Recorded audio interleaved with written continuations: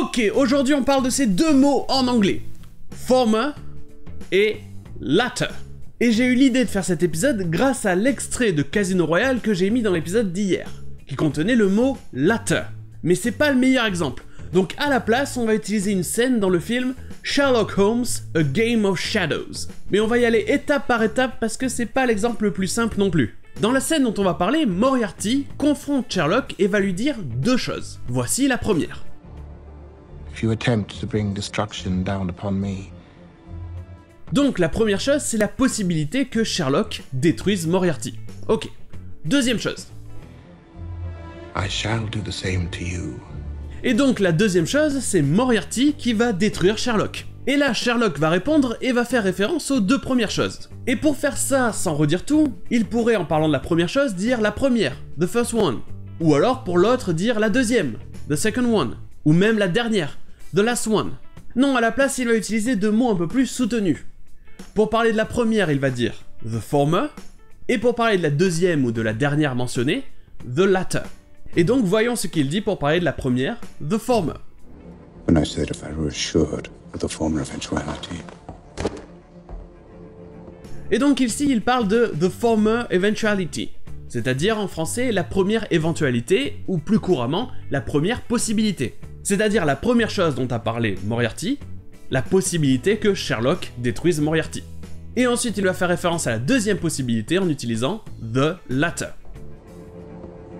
I would cheerfully accept the latter. Il dit donc qu'il accepterait joyeusement the latter, la deuxième possibilité, c'est-à-dire que Moriarty le détruise.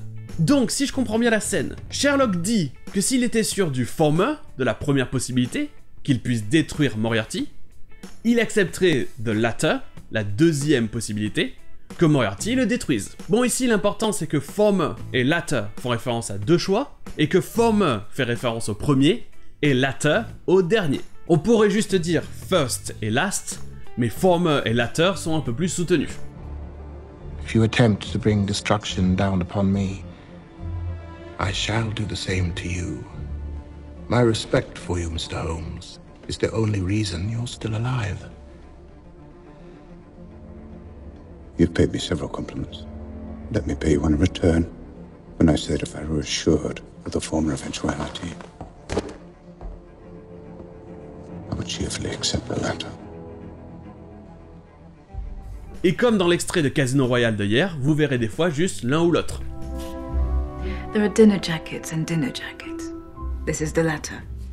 Et après, en dehors de ça, vous trouverez aussi une autre utilisation pour le mot former, qui est un peu dans la même veine.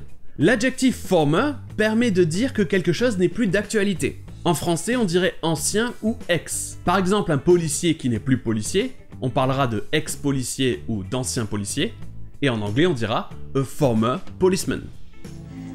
As a policeman, oh, excuse me, as a former policeman, I'm sure that you know all sorts of people. Et voilà pour former et latter, et sur ce, je vous dis à demain!